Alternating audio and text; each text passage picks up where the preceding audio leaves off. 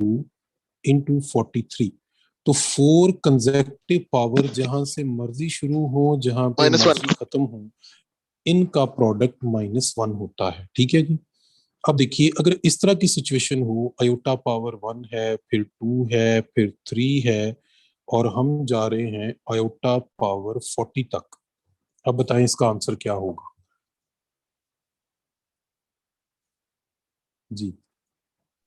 अब ये 4 कंसेक्टिव नहीं है ना, आयोटा कितनी, -1 ये कितनी हो गई है पावर, ये बताएं। ये आयोटा है, आयोटा की कितनी कितनी पावर्स हो गई, नहीं 40 नहीं हुई, 40 वो कितनी गई, 40 पावर हो गई। ठीक है, तो देखें Yes, sir. फर्स्ट 4 का प्रोडक्ट क्या होगा, -1 -1। अगली 4 का, -1 उसके बाद अगली 4 का भी -1, उससे अगली 4 का भी -1, उससे अगली 4 का भी -1। तो ओवरऑल क्या आंसर आएगा, ये बताएं। 1, हाँ, sir. ये 1 आ जाएगा। क्यों? क्योंकि ये 4 के बेसिकली 10 पेयर बनेंगे, ऐसे ही, 10 और ओवरऑल आपका आंसर बनेगा -1 की पावर 10, और वो 1 आ जाएगा। ठीक है जी। अच्छा, इसमें आपने केयरफुल बहुत रहना है। जैसे देखिए, आयोटा 1, आयोटा 2, आयोटा 3, और अब मैं इसको लेके जा रहा हूँ आयोटा पावर 100 तक। अब बताएं इसका आंसर क्या हो। सर 1 ही आएगा सर -1 इसका -1 आएगा, इसका -1. आंसर -1 आएगा। ठीक है, आयोटा की क्योंकि पावर ये 25 देखें, हाँ जी, 100 तक जा रहे हैं, इसका मतलब है कि -1 के असल में टोटल कितने पेयर बनेंगे, क्यों जी? 25 हाँ जी, 25. 25 पेयर बनेंगे। ठीक है, और 25 में जाएं तो फिर -1 की पावर क्या हो जाएगी, अगर 25 करें तो वो -1 हो जाएगी। ठीक है, -1 होगा. Order. Is it clear now, power 5 को Yes, sir. कैसे हैंडल करना है। ठीक है जी, आगे चलते हैं फिर। आज हम पढ़ेंगे जी कॉम्प्लेक्स नंबर। पावर 5 वाला बता दें दोबारा। सोचें जरा बैठ के, गिनती। ठीक है, आहिस्ता आहिस्ता आप गिनती सीख जाएंगे, फिर आपको समझ आ जाएगी। ठीक, ऊपर पावर 10 वाला समझ आया आपको क्वेश्चन, इससे ऊपर जो मैंने पावर 10 बताया था, यस सर। वो कैसे आया है, मैंने पावर 10 क्यों लिखा है वहां पे, बताएं। सर 4 पे टोटल जितनी टर्म्स है उसको 4 पे डिवाइड करिए। हाँ, तो बेटा यहाँ भी करें, 100 को 4 पे डिवाइड करें तो 25 आएगा ना। इसका मतलब है यहाँ -1 के 25 पेयर बनेंगे, और पावर अगर ऑड हो तो इसने माइनस ही रहना है, इवन है तो प्लस हो जाएगा। Yes, thank you sir. Is it clear? चलें, वेरी गुड जी, आगे चलते हैं। कॉम्प्लेक्स नंबर को यूजुअली हम जी से लिखते हैं, और इसको लिखा जाता है ए प्लस आयोटा बी, या फिर इसे लिखते हैं ऑर्डर्ड पेयर ए बी। इसमें जिसके साथ आयोटा ना हो इसे कहते हैं रियल पार्ट ऑफ जी, जिसके पास आयोटा हो उसे कहते हैं imaginary part of z. Real part को हमेशा ऑर्डर्ड पेयर में फर्स्ट पोजीशन पे, और इमेजिनरी पार्ट को ऑर्डर्ड पेयर में हमेशा सेकंड पोजीशन पे लिखा जाता है। वैसे लिखने में इनकी तरतीब जो मर्जी हो। मेरे कहने का मतलब ये है कि अगर लिखा हो लेट से 3 + 4 आयोटा, तो इसका ऑर्डर्ड पेयर बनेगा 3, 4।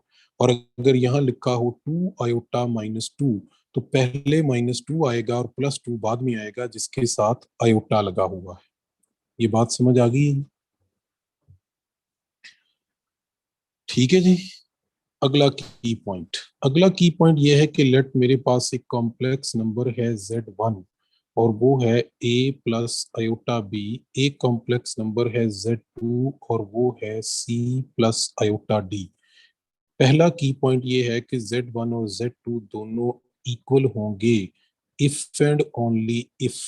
हम यूं भी लिख सकते हैं कि a plus iota B is equal to c plus iota D if and only if दोनों के रियल पार्ट भी इक्वल हों और इमेजिनरी पार्ट के इक्वल हो।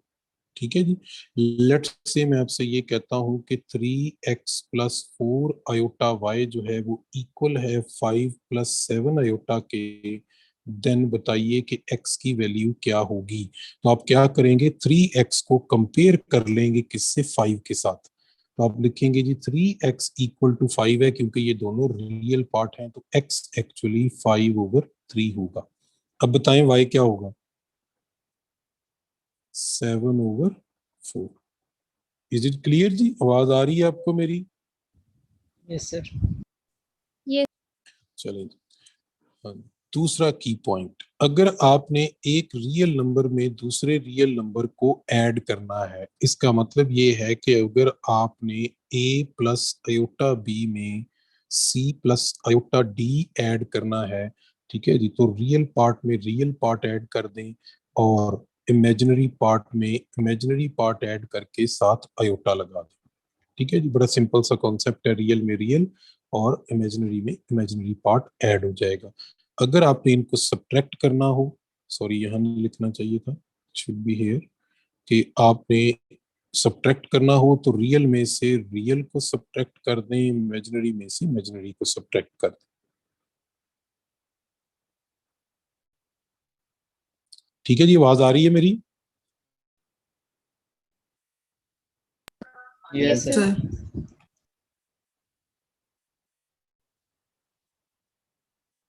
मुझे यार कोई अच्छा, कोई बच्चा चलिए ना स्क्रीनशॉट भेज देना ग्रुप में, मेरा नेट का मसला। आगे चलते हैं। नंबर 3 जी, चेक कर लो।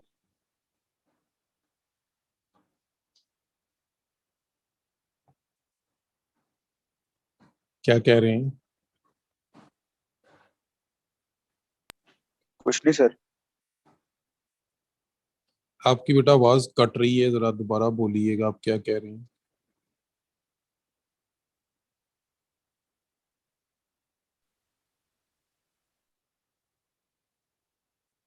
कुछ नहीं सर, पढ़ाएं आप। नंबर 3 है जी, अगर आपने a प्लस अयोटा b को मल्टीप्लाई करना हो c प्लस अयोटा d से, तो इसका फॉर्मूला यूज करेंगे आप, वो है जी ac minus B D plus iota into B C plus A D. ये ABCD आपके सामने लिखे हुए हैं, आप इनको यूज करके मल्टीप्लाई कर लें। देखिए 3+2 अयोटा को आपने मल्टीप्लाई करना है 5+7 अयोटा से। ये फार्मूला भूल भी जाए तो कोई मसला नहीं है, जैसे आप ऑर्डिनरी वे में नंबर्स को मल्टीप्लाई करते हैं वैसे ही करें। देखिए 3 × 5 क्या हो जाएगा, 15 प्लस 3 × 7 अयोटा क्या हो जाएगा, 21 अयोटा प्लस 2 अयोटा इंटू 5 क्या हो जाएगा, 10 iota plus 2 iota into 7 iota, तो ये हो जाएगा 14 अयोटा स्क्वायर। तो ये आपका आंसर आ गया 15 प्लस 31 अयोटा माइनस 14, क्योंकि अयोटा स्क्वायर माइनस होता है 1। ठीक है जी, तो 15 में से 14 माइनस करें तो यहाँ 1 बच गया प्लस 31 अयोटा, ये आपका आंसर आ गया। किसी परेशानी में पढ़ने की जरूरत नहीं है, ये अगर फार्मूला भूल भी जाए तो मसले की कोई बात नहीं है। ठीक है जी, आप ये सिंपल मेथड यूज करके कॉम्प्लेक्स नंबर्स को ऑर्डिनरी वे में मल्टीप्लाई कर सकते हैं। नंबर 4 है जी हमारे पास एक डेफिनेशन, और डेफिनेशन ये है कि जी कॉन्जुगेट क्या चीज होती है।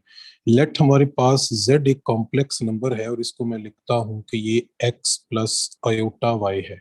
ठीक है जी, तो कॉन्जुगेट को लिखते हैं z बार, और फाइंड कैसे करते हैं कि सिर्फ जो इमेजिनरी पार्ट है उसका साइन चेंज कर देते हैं तो वो उस कॉम्प्लेक्स नंबर का कॉन्जुगेट बन जाता है।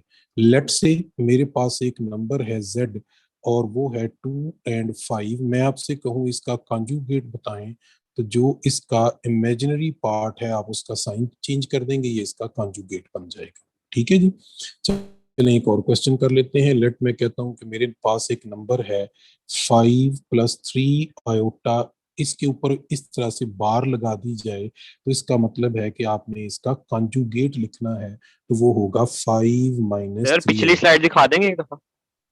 ये ले जी। ठीक है जी, चलें आगे। Thank you sir. चलो ठीक है जी, ये पॉइंट आई होप सो कि आपको क्लियर हो गया होगा। यहाँ पे बड़े इंपॉर्टेंट की पॉइंट्स हैं। पहला की पॉइंट कि अगर आप एक कॉन्जुगेट नंबर का कॉन्जुगेट लेते हैं तो वो ओरिजिनल नंबर के इक्वल आ जाएगा। दूसरा की पॉइंट कि अगर आप Z1 प्लस Z2 का कॉन्जुगेट लेते हैं तो वो Z1 conjugate plus Z2 conjugate के इक्वल होगा। तीसरा की पॉइंट कि अगर दो कॉम्प्लेक्स नंबर्स को मल्टीप्लाई करके इनका कॉन्जुगेट ले लें या कॉन्जुगेट लेकर इनका मल्टी प्रोडक्ट ले लें तो सेम आंसर आएगा। ठीक है जी, अगर इनको माइनस करें तब भी ये रिजल्ट होल्ड करता है।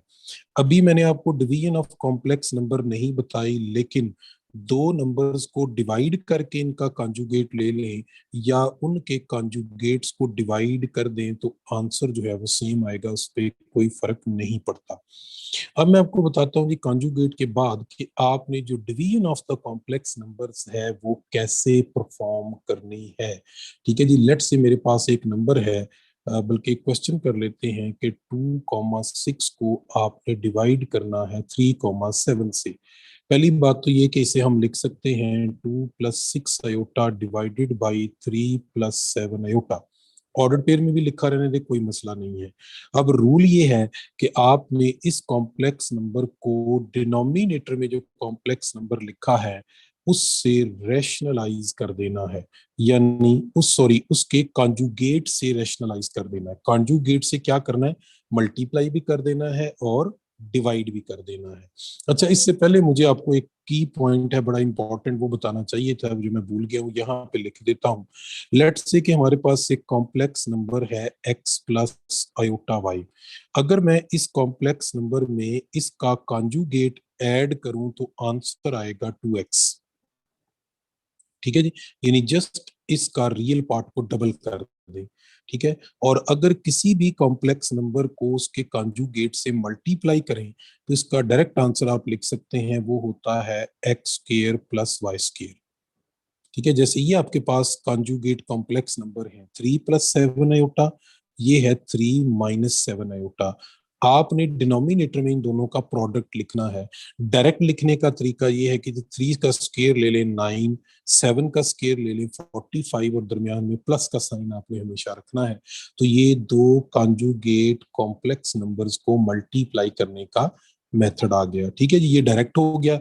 अब जो न्यूमरेटर है उसका क्या करें जी, उसको अभी हमने जो फार्मूला पढ़ा उससे कर लें या डायरेक्ट मल्टीप्लाई कर लें। तो ये देखें, ये आ जाएगा AC 6 - BD, वो ऑलरेडी -42 है, तो ये इसका रियल पार्ट आ जाएगा, plus iota into BC which is 18 plus, ठीक है, वो आएगा जी AD 2 × -7, तो वो बेसिकली है -14। इसको आप सिंप्लीफाई कर लें। मैंने फार्मूला यूज किया है, आप चाहें तो मैंने प्रीवियस जैसे आपको बताया कि सिंपल प्रोडक्ट आप ले लें, उनका वो मेथड भी यूज कर सकते हैं यहाँ। आई होप सो कि आपको ये पॉइंट क्लियर हो गया होगा। ठीक है, तो डिवीजन ऑफ कॉम्प्लेक्स नंबर कभी अगर आपने परफॉर्म करनी हो तो आप ये मेथड यूज करेंगे। एक क्वेश्चन और कर लेते हैं, आपकी बुक में है कि I/1 + अयोटा जो है इसका रियल पार्ट बताएं क्या है। तो रियल पार्ट का मतलब ये है कि पहले तो आप इसे 1 - अयोटा से मल्टीप्लाई करेंगे, 1 - अयोटा से डिवाइड कर देंगे। ठीक है जी, डिनोमिनेटर दोनों एक दूसरे के क्या है, कॉन्जुगेट हैं, तो ये हो जाएगा A² + B² या x² + y²। अब इस अयोटा को आपने इन से मल्टीप्लाई करना है, तो ये आ जाएगा अयोटा - अयोटा स्क्वायर। ठीक है जी, तो ये बनेगा अयोटा +1, क्योंकि अयोटा स्क्वायर जो है वो क्या होता है, -1 होता है। तो इसको अगर आप रीअरेंज करके लिखें तो ये बनेगा 1/2 + 1/2 अयोटा। ये इसका रियल पार्ट है, ये इसका इमेजिनरी पार्ट है। क्यों जी, समझ आ रही है बात कि नहीं? Yes, yes sir. सर। ठीक है जी, चलिए आगे चलते हैं जी। लेट, हमारे पास एक कॉम्प्लेक्स नंबर है, हम इसको बार बार एक ही चीज वो ले रहे हैं, ये है x + अयोटा y, या हम इसको लिख सकते हैं ऑर्डर्ड पेयर x y में। आपसे कहा जाए कि z मॉड फाइंड करें। z मॉड होता है मॉडुलस ऑफ z, यानी modulus of a complex number. ये होता है जी रियल पार्ट का स्क्वायर प्लस इमेजिनरी पार्ट का स्क्वायर, और इसका ले लेंगे आप स्क्वायर रूट, तो ये आपके पास modulus of the complex number आ जाएगा। चलें जी, एक क्वेश्चन कर लेते हैं। z है फॉर एग्जांपल मेरे पास 3 - 4 अयोटा, तो इसका मॉडुलस किसके इक्वल होगा, 3 का स्क्वायर 9 + 4 का स्क्वायर 16, इसका स्क्वायर रूट ले लें तो 5 आंसर। सिर्फ पॉजिटिव वैल्यू लेनी है, नेगेटिव वैल्यू नहीं लेनी, ये याद रखिएगा। ठीक होगी जी बात? क्यों जी, यहाँ तक क्लियर है पॉइंट? सर ये नेगेटिव वाली क्या बात है, मतलब नेगेटिव वाली कौन सी है? यार यानी प्लस सर। माइनस नहीं लेना ना, ये कह रहा हूँ, यानी इसका आंसर +-5 नहीं आएगा, ये कहना चाह रहा हूँ, सिर्फ +5 आएगा। ठीक है। ठीक है, मॉडुलस जो है ना ये हमेशा क्या होता है, पॉजिटिव होता है। ठीक है, यस सर। आगे चलते हैं। आपसे वो कहता है जी कि लेट आपके पास z एक कॉम्प्लेक्स नंबर है x प्लस आयोटा y, इसका एडिटिव इनवर्स बता दें। तो क्या करेंगे, x का भी साइन चेंज कर दें, y का भी साइन चेंज कर दें, ये एडिटिव इनवर्स आ गया। ठीक है जी, वो आपसे कहे कि इसका मल्टीप्लिकेटिव इनवर्स बता दें। ठीक है, मल्टीप्लिकेटिव इनवर्स को लिखते हैं z इनवर्स, इसे 1/z भी लिख सकते हैं। इसका अब आपको फार्मूला बता रहा हूं कि आपने कैसे मल्टीप्लिकेटिव इनवर्स कंप्यूट करना है। जो भी कॉम्प्लेक्स नंबर आपको गिवन है, ऊपर उस कॉम्प्लेक्स नंबर का कॉन्जुगेट लिख लें, नीचे उसके मॉडुलस का स्क्वायर लिख लें, वो आपके पास इस कॉम्प्लेक्स नंबर का मल्टीप्लिकेटिव इनवर्स आ जाएगा। क्यों जी, नहीं समझ आई बात? चलें क्वेश्चन कर लेते हैं। क्वेश्चन ये है कि लेट z है हमारे पास 3 + 4 आयोटा, आपसे पूछे z इनवर्स क्या होगा, तो ऊपर आप लिख लेंगे इसका कॉन्जुगेट, वो है 3 - 4 आयोटा, नीचे आप लिखेंगे 3 का 25। स्क्वायर 9 + 16, इस पे स्क्वायर रूट नहीं लगाना, ठीक है, क्योंकि हमने उसका स्क्वायर लेना है। तो ये आ जाएगा 3/25 - 4/25 आयोटा। ठीक है, अब इंटरेस्टिंग बात ये है कि अगर आप z को इसके इनवर्स से मल्टीप्लाई करेंगे तो आपके पास आंसर 1 आएगा, क्योंकि दोनों एक दूसरे के मल्टीप्लिकेटिव इनवर्स हैं।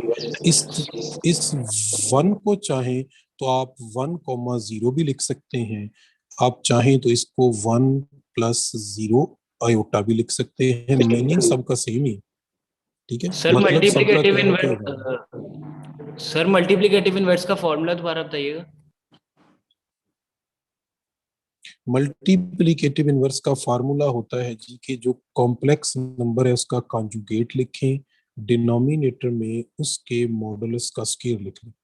ठीक है, आपकी बुक में बेसिकली उसने यूं लिखा हुआ है कि x को डिवाइड कर दें x² + y² से, और -y को डिवाइड कर दें x² + y² से, बात एक ही है, जैसे मर्जी आप इसको समझ लें। ठीक है जी, अब आते हैं कुछ प्रॉपर्टीज की तरफ which are very very very important. First property ये है, किसी कॉम्प्लेक्स नंबर का मॉडुलस उसके एडिटिव इनवर्स का मॉडुलस, उसके कॉन्जुगेट का मॉडुलस और कॉन्जुगेट के एडिटिव इनवर्स का मॉडुलस सेम होता है। ठीक है जी, जैसे देखिए यही क्वेश्चन है, लेट ये मैंने आपके सामने, चलें दोबारा कर लेते हैं। z जो है वो है हमारे पास 3 + 2 आयोटा, वो आपसे पूछे कि देन फाइंड करें नेगेटिव z बार मॉडुलस, तो आपको कुछ भी करने की जरूरत नहीं है, जो ये z दिया हुआ है इसी का मॉड कंप्यूट कर लें, यानी 9 + 4 स्क्वायर रूट, तो ये आ जाएगा आपके पास square root of 13। Is that clear जी?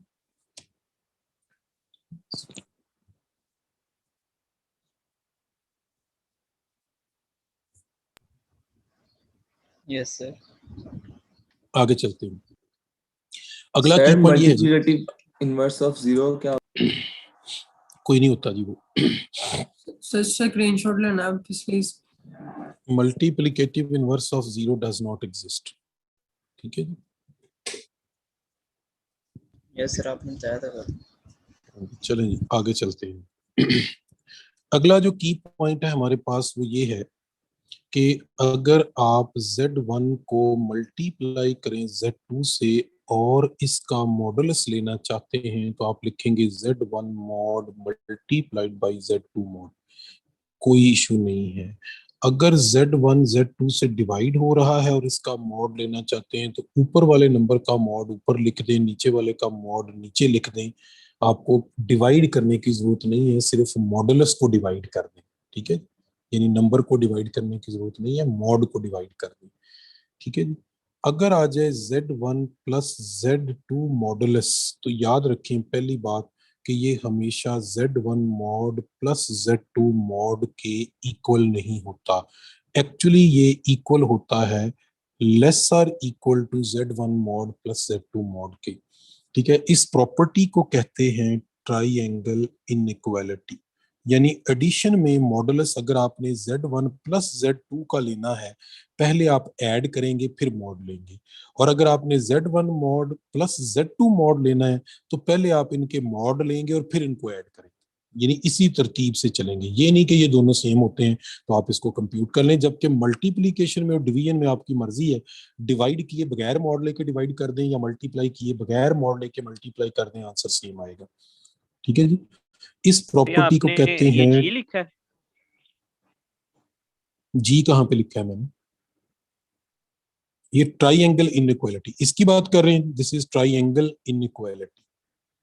ठीक है जी, अब एक दो क्वेश्चन इससे मैं एसोसिएट करके आपसे डिस्कस कर रहा हूं। मेरा पहला क्वेश्चन है कि अगर आपसे ये कहा जाए कि फाइंड करें 13 iota plus 15 divided by 15 iota minus 13 और फिर इसका मॉडुलस फाइंड करें तो क्या आएगा। दूसरा क्वेश्चन बड़ा इंटरेस्टिंग और इंपॉर्टेंट है कि if z is equal to 3 plus 4 iota then what is z inverse modulus। ठीक है, अब बातें मेरी गौर से सुनिएगा। ये देखें, ऊपर एक नंबर 13 है, दूसरा 15 है, नीचे भी एक नंबर 15 है और एक 13 है। ऊपर नीचे नंबर अगर न्यूमेरिकली सेम हो, आयोटा जिसके साथ मर्जी हो, इट डजंट मैटर, आपका आंसर हमेशा 1 आएगा।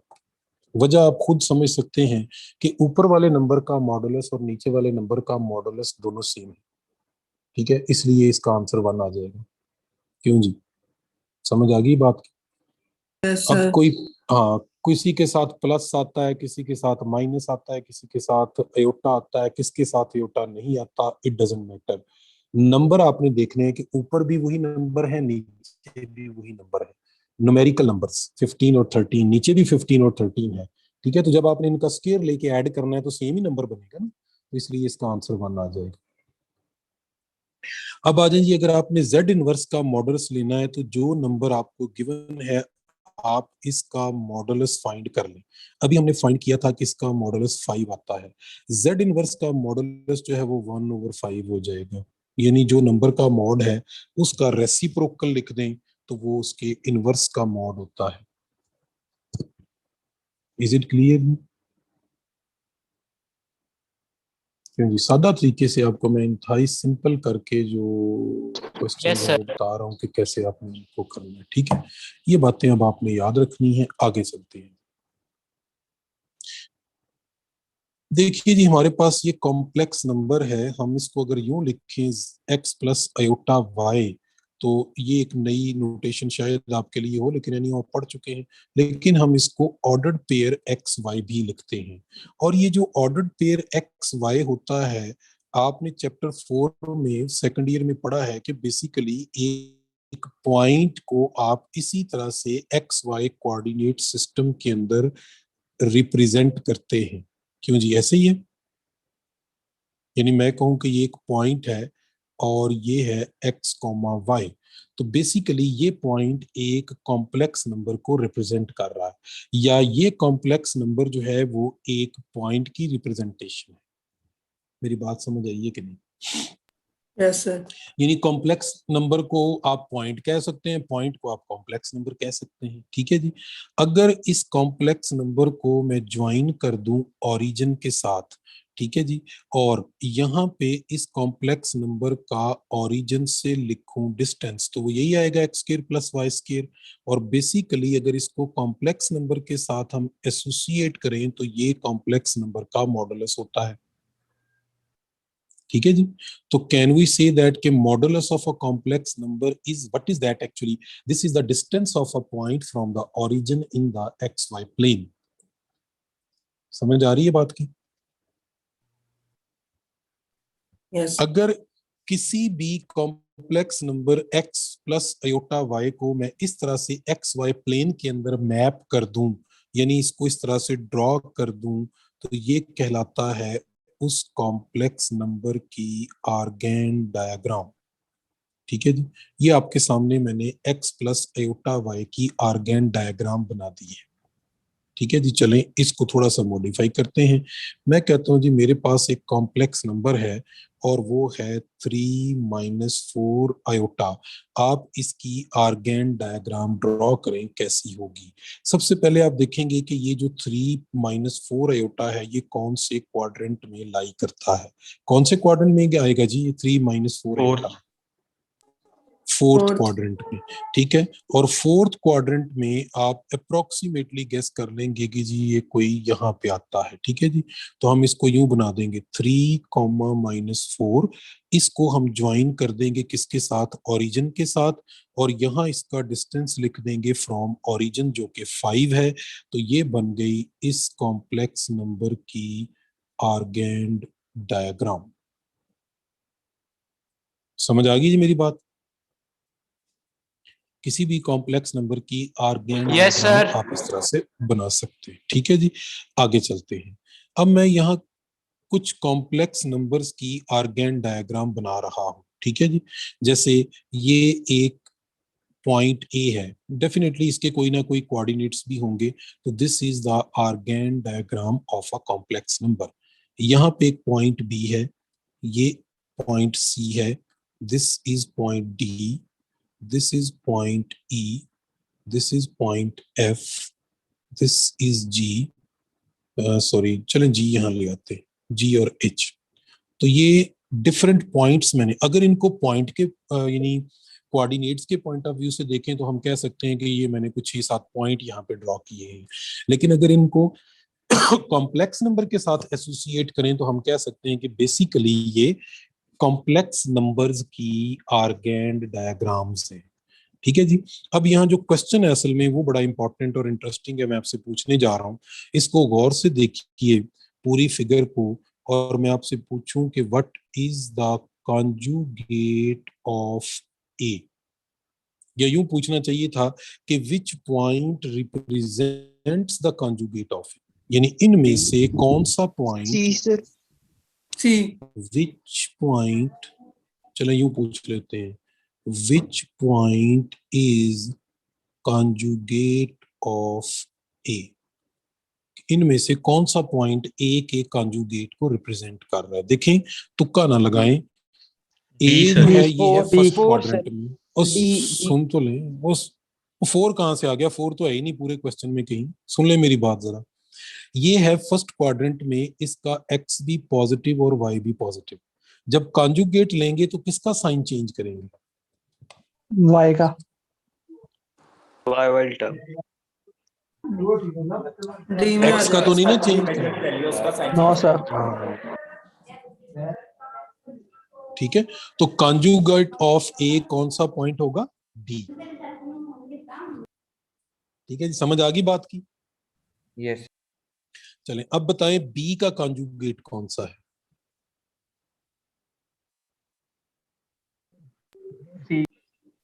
वेरी गुड, ठीक है जी, समझ आ रही है बात। अब बताएं ई का कॉन्जुगेट क्या है? H.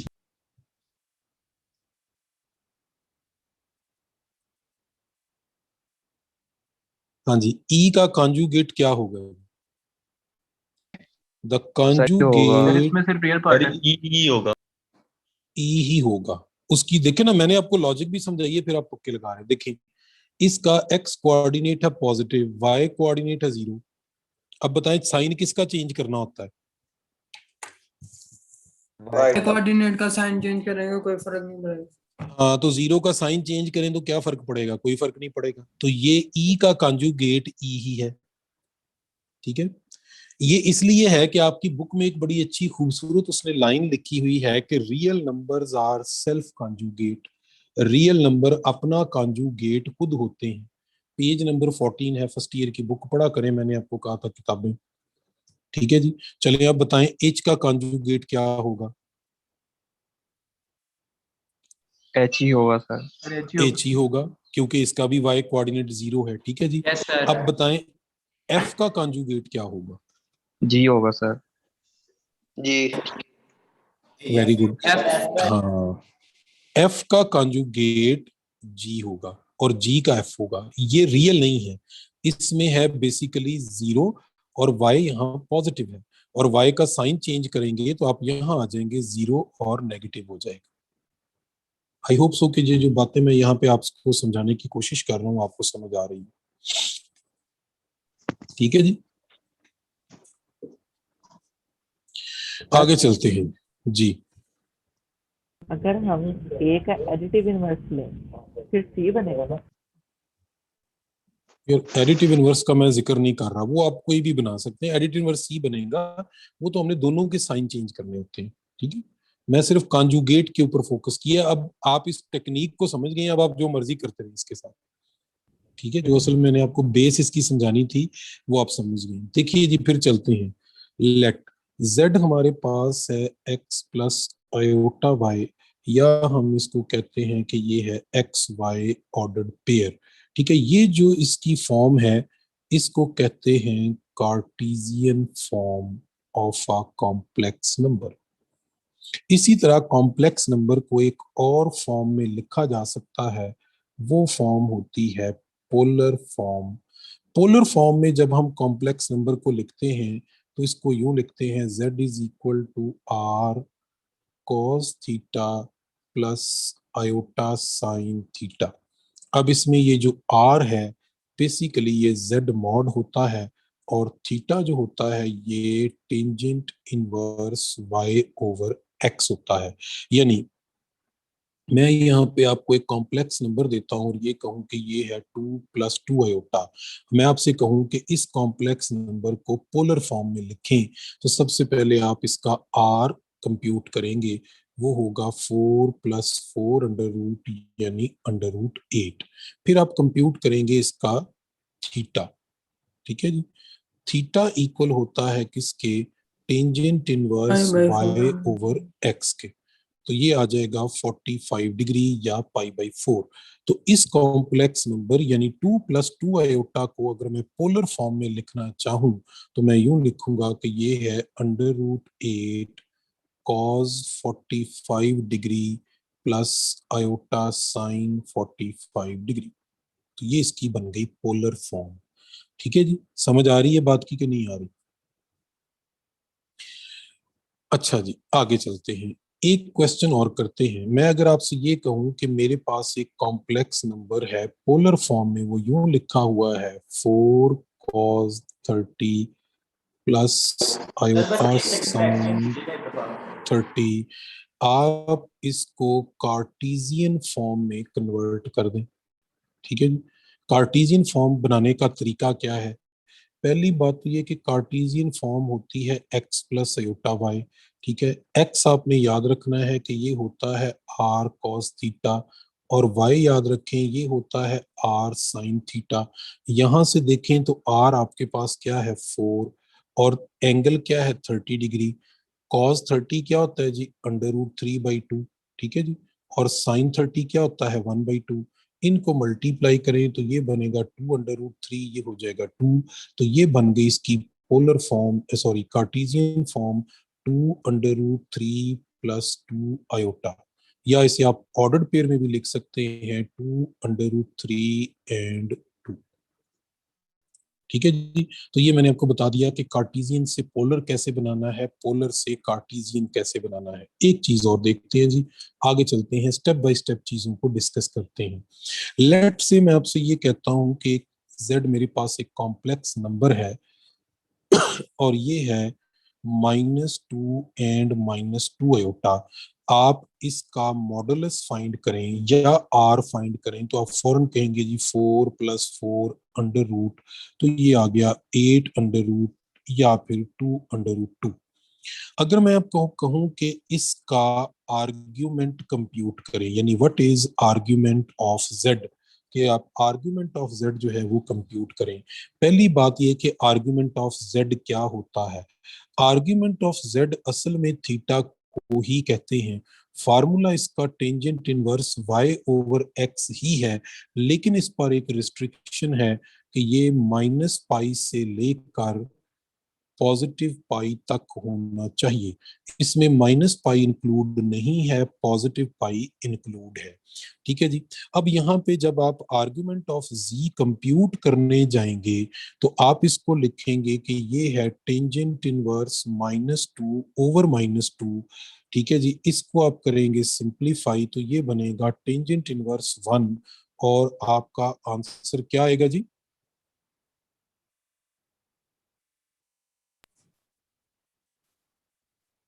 क्यों जी? 45 आएगा। समझ आ रही है बात मेरी कि नहीं आ रही है बताएं। Yes sir. हाँ जी। Yes, sir. लेकिन ये दिस इज रॉन्ग, ये गलत है। अब पाई पहले मैं माइनस आपको कर बताऊं, देंगे इसमें। अब मैं आपको पहले तो ये बताता हूं कि इसमें गलती क्या है। ठीक है जी। गलती इसमें पहले देखते हैं, फिर मैं आपको उस गलती को ठीक करने का तरीका बताऊंगा। ये X axis, Y axis, X dash, ये है हमारे पास वाई डैश। जेड देखें तो वो इस वक्त हमारे पास है -2 -2। ठीक है जी। पहले ये बताएं ये कौन से क्वाड्रेंट में होगा? थर्ड में। ठीक है। और थर्ड क्वाड्रेंट में अगर आप एक पॉइंट लेते हैं तो इस पॉइंट का अगर आप एंगल फाइंड करते हैं 45, तो क्या 45 डिग्री का एंगल थर्ड क्वाड्रेंट में बनता है? No, sir. तो इसलिए ये टेक्निकली गलत है। ये जो आपने यहाँ पे हमने फाइंड किया है दिस इज रॉन्ग। मैंने इसलिए कहा कि यूजुअली ये मिस्टेक स्टूडेंट से हो जाती है। तो अब इसको ठीक करने का आपको तरीका बताता हूँ।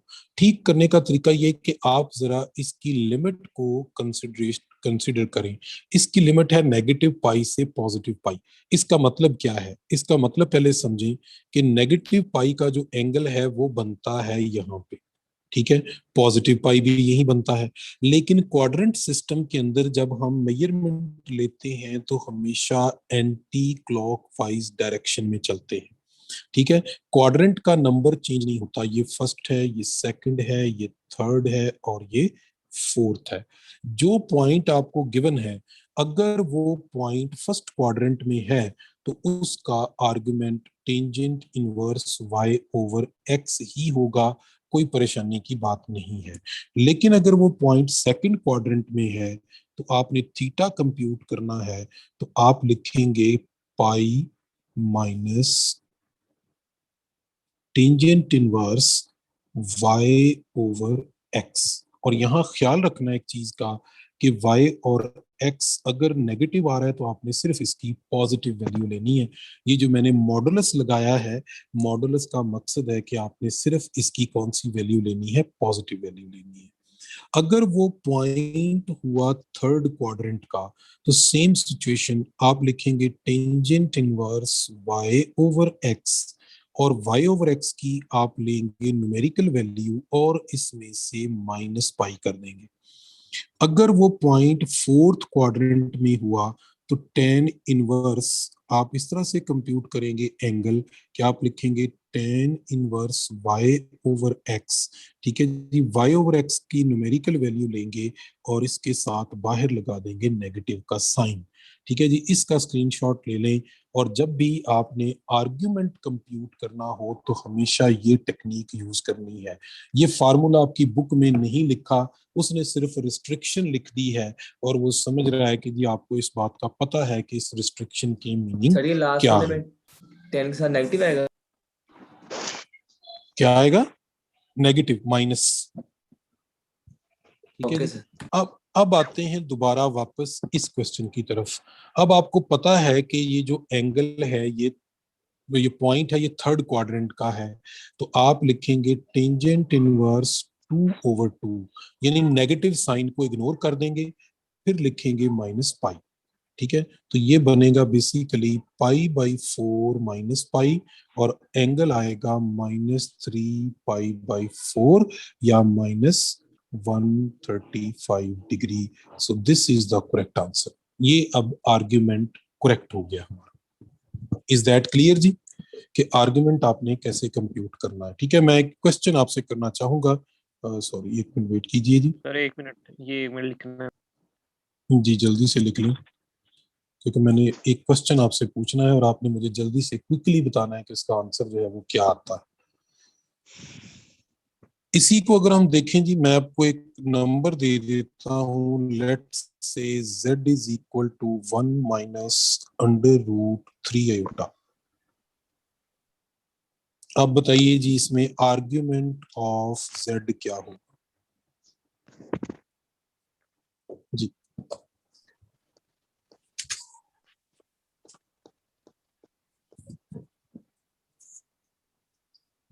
-45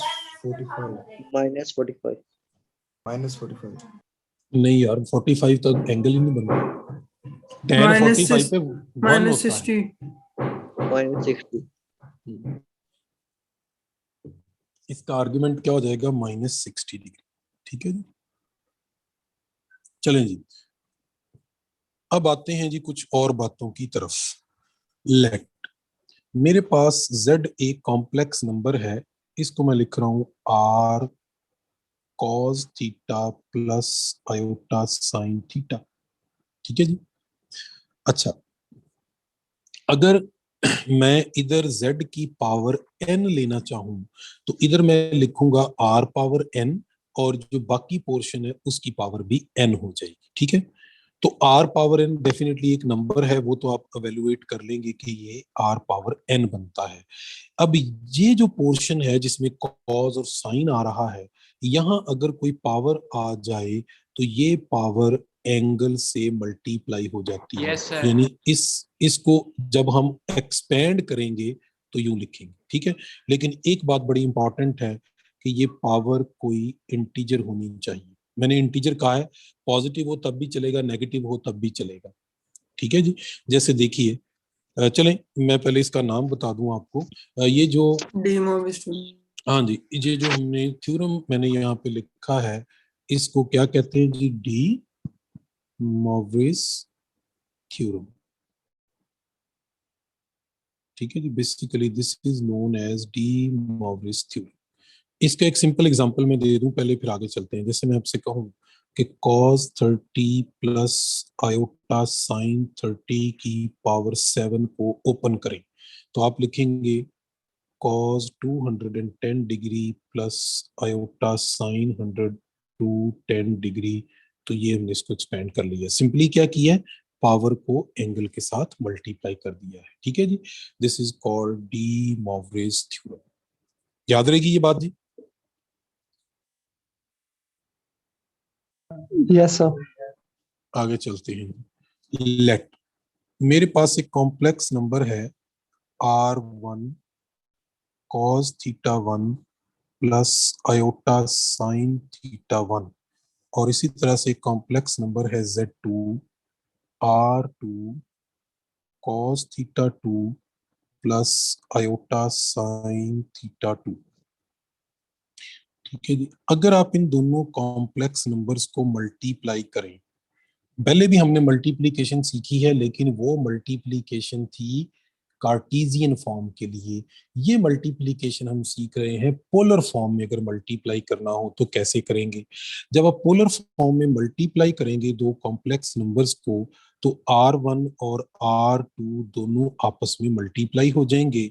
ठीक है जी, और बाकी जो पोर्शन है उसको यूं लिखेंगे cos थीटा 1 प्लस थीटा 2, ठीक है जी, plus iota sine theta 1 plus theta 2। ठीक है, इनको मल्टीप्लाई नहीं करना, यानी r1 और r2 को मल्टीप्लाई कर देना है, इन दोनों एंगल्स को ऐड करके इकट्ठा करके यहाँ लिख देना। ठीक है जी, और अगर z1 को z2 से हम डिवाइड करेंगे तो r1 r2 से डिवाइड हो जाएगा, और अब जो एंगल है आपके पास, वो न्यूमरेटर वाले एंगल में से डिनोमिनेटर वाला एंगल जो है उसे माइनस करके लिख देंगे आप। क्यों जी, समझ आ गई बात की? चलिए इसका एक क्वेश्चन करते हैं, जल्दी से क्वेश्चन कर लेते हैं। ठीक है जी, यहाँ आ यस जाए। सर। मैं कहता हूं कि मेरे पास एक नंबर है 2 cos 20 प्लस आयोटा साइन 20, ये है z1। एक नंबर है z2 और ये है 3 cos 30 आयोटा साइन 30। इन दोनों को करना है मल्टीप्लाई। तो R1 और R2 मल्टीप्लाई होके क्या हो जाएंगे 6, और यहाँ क्या लिखेंगे जी cos 50 प्लस आयोटा साइन 50। ठीक है जी। अच्छा, ये जो लिखा है ना cos 50 आयोटा साइन 50, कुछ ऑथर इंटरनेशनल बुक्स के अंदर इसको इन शॉर्ट यूं भी लिखते हैं CIS 50। ठीक है, CIS का मतलब होता है C for cos, I for iota, S for sine, आगे एंगल। ठीक होगी जी बात।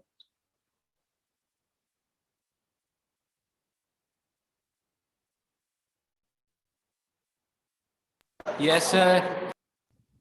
आवाज नहीं आ रही। मैं अभी बोल भी नहीं रहा, मैं सिर्फ क्वेश्चन लिख रहा हूँ। ठीक है जी, ये आपके लिए एक क्वेश्चन लिख रहा हूँ। ये जीके के पेपर में क्वेश्चन आ चुका है, 2-3 दफा आ चुका है, तो मैंने सोचा चलें आपसे ये क्वेश्चन डिस्कस कर लेते हैं। इसकी मैं ऑप्शन भी लिख रहा हूँ, आपने मुझे बताना है जिसका आंसर क्या आता है।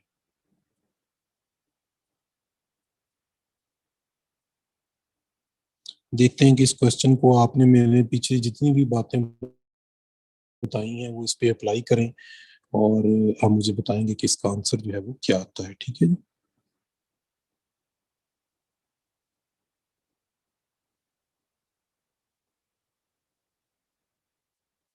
जी सर 70 सर आएगा। आपने 2 बी लिख दिए। 70 सर। 2 भी लिख दिए। 70 नहीं आएगा, CIS 70 आएगा। CIS 70 को। यस सर CIS ठीक है, चलिए वेरी गुड जी। अगर आपको समझ आ गया है तो वेरी गुड, आपने इसकी पॉइंट को पिक कर लिया है जो इस क्वेश्चन के अंदर हम डिस्कस करना चाह रहे थे। तो यहाँ पे चूंकि मेरा टाइम थोड़ा सा बच गया है, मैं चाह रहा हूँ कि एक आध क्वेश्चन आपसे और डिस्कस करूँ और देखते हैं कि आपको कॉम्प्लेक्स नंबर जो है इसका कितना आइडिया है। एक क्वेश्चन लिख रहा हूँ जी मैं आपके सामने, ये है √-4 मल्टीप्लाइड बाई √-4, कि ये किसके इक्वल होगा। जाओ को ले लीजिए, जाओ को ले लीजिए। यार अपना माइक माइक बंद बंद करो अपना। माइक में बंद कर दो यार। Sir -4 beta. जी सर बीटा बीटा बीटा। क्या कहते हैं जी, इसका आंसर क्या आएगा। ठीक है जी, very good, beta is beta. Correct. अच्छा अच्छा, कुछ लोगों ने अल्फा भी कह दिया है, तो मुझे अब एक्सप्लेन करना पड़ेगा। ठीक है जी, देखिए √-4 Eta square minus multiplied by √-4, अगर हम -4 को -4 से मल्टीप्लाई करें और इसका अंडर रूट लें तो ये बनता है 16 अंडर रूट, और ये आ जाएगा 4। ठीक है, लेकिन अगर हम -4 की वैल्यू लिख लें वो है 2 आयोटा, और दूसरे -4 की वैल्यू भी लिख लें वो भी 2 आयोटा है। ठीक है, इनको मल्टीप्लाई करें तो ये बनता है 4 आयोटा स्क्वायर, और ये बनेगा -4। ठीक है, अब बताएं दोनों में से ठीक तरीका कौन सा है। नीचे वाला। सर सेकंड वाला। हाँ जी बिल्कुल ठीक है। ये मेथड गलत है क्योंकि ये मेथड रियल नंबर के लिए तो एप्लीकेबल है, कॉम्प्लेक्स नंबर के लिए एप्लीकेबल नहीं है। ठीक है, इसलिए एक और बात याद रखें, जैसे मैं अगर आपसे कहूं कि 5/-16 इसके ऊपर अंडर रूट है, इसको सिंप्लीफाई करें। अब ये दो तरह से सिंप्लीफाई हो सकता है। कैसे सिंप्लीफाई हो सकता है जी, आप माइनस ऊपर ले जाएं, नीचे 16 रहने दें, इसको स्क्वायर रूट कर दें। ठीक है, तो ये क्या बनेगा, ये बनेगा 5 आयोटा ओवर 4। ठीक है, तो ये टेक्निकली गलत है। रियल नंबर में आप माइनस को ऊपर नीचे लेके जा सकते हैं। अब ये चूंकि इमेजिनरी नंबर है, स्क्वायर रूट के नीचे नेगेटिव साइन आया हुआ है, इसको आप शिफ्ट नहीं कर सकते, तो आप इसे लिखेंगे क्या, आप लिखेंगे 5/4 आयोटा, और आयोटा नीचे ही आना है।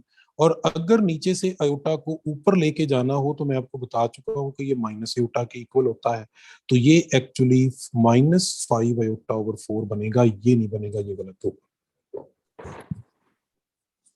सर ऊपर स्क्वायर रूट नहीं आएगा। सर ये वो दोबारा बता आएगा, दीजिए।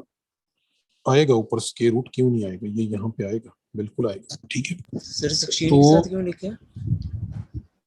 वो क्वेश्चन की बात कर रहा हूँ, मैं क्वेश्चन की बात कर रहा हूँ कि इसको आप इस तरह ट्रीट नहीं कर सकते। ये अगर यूं लिखा है तो फिर ये एज इट इज सॉल्व होगा, ठीक है। यानी इस क्वेश्चन को आप ऐसे नहीं लिख सकते। ऊपर अगर माइनस है तो आपने आयोटा ऊपर लिखना है, नीचे माइनस है तो आयोटा नीचे लिखना है। आप माइनस को या आयोटा को शिफ्ट नहीं कर सकते अपनी मर्जी से, ठीक है। वो रियल नंबर में हो सकता है, कॉम्प्लेक्स में ये अलाउ नहीं है, ठीक है जी। चलें जी, चैप्टर 1 आप इसकी, हाँ जी मेरी बात सुन लेना। चैप्टर 1 की आप करेंगे, वो स्लाइडें खत्म हो गई। आपने